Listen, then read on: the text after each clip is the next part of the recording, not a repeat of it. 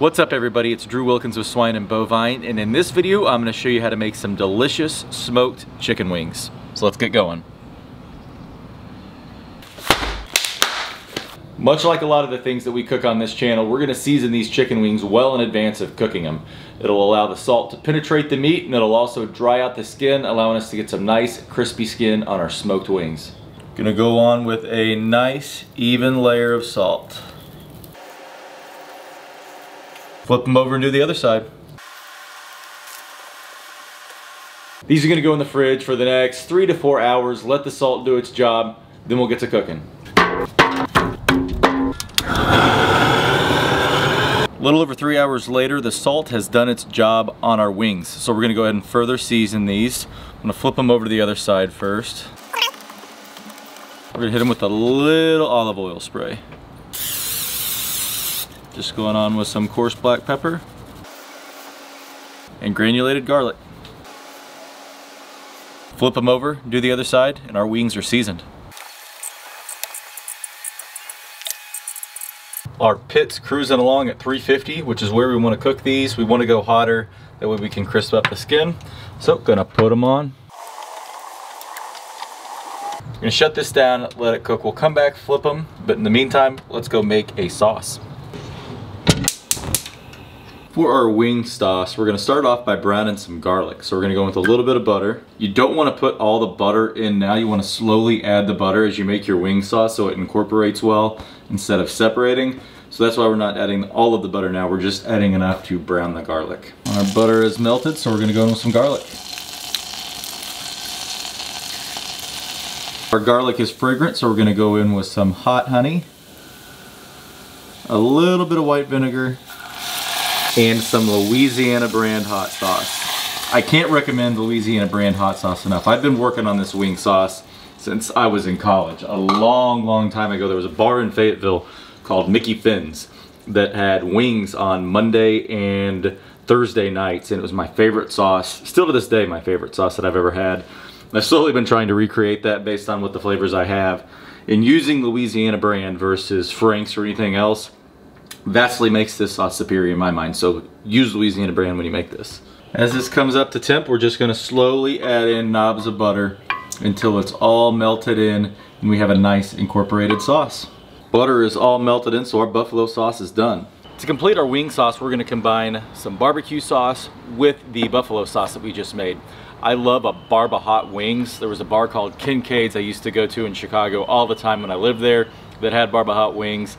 So once I discovered mixing barbecue sauce and buffalo sauce together, it produces a pretty daggum good wing. So what we're gonna do, and you can adjust this as you like. This is a sweet heat barbecue sauce, which I love. It's Finch's, local here to Dallas. You can get it at Central Market. If you're in Texas, maybe you can order it online, I'm not sure. But we're gonna go in with a little barbecue sauce, and then we're gonna add in some of our buffalo sauce.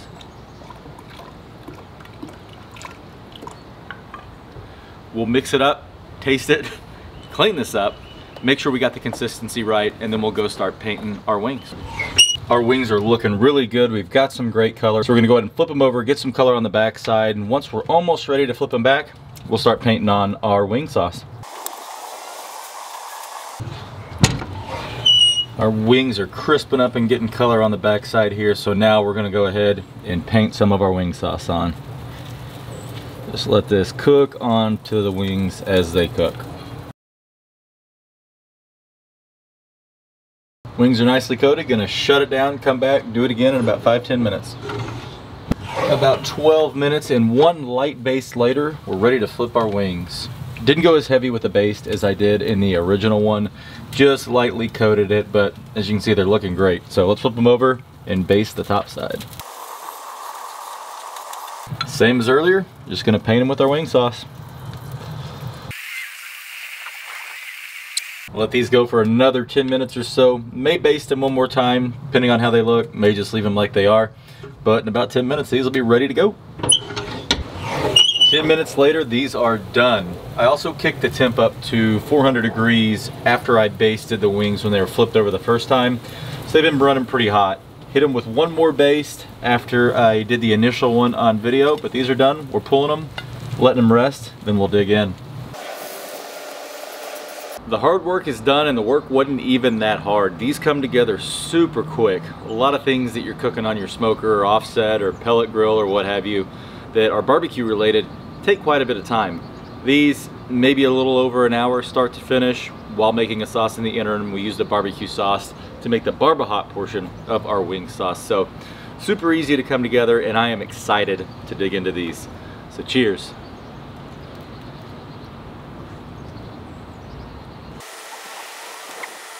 These are unreal.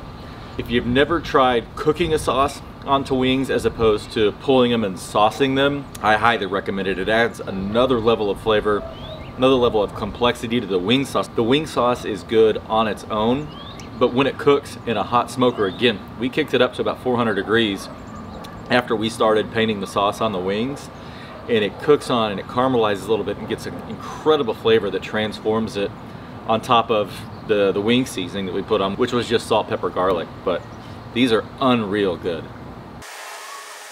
I love the full wing style too. If you want to cut these up into individual sections, feel free to go ahead. I love the presentation factor of a full wing, so that's why I leave them that way. I also love eating the wing tip. It's a ton of good flavor you get in the wing tip, and I'm not gonna do it on camera, and I don't do it at a restaurant because it's not very appealing, and a lot of times you're having to pull some cartilage and other things out of your mouth that you don't want to swallow. But wing tips provide a bunch of flavor as well, and again, love the way they look. I think it's a really, really cool look.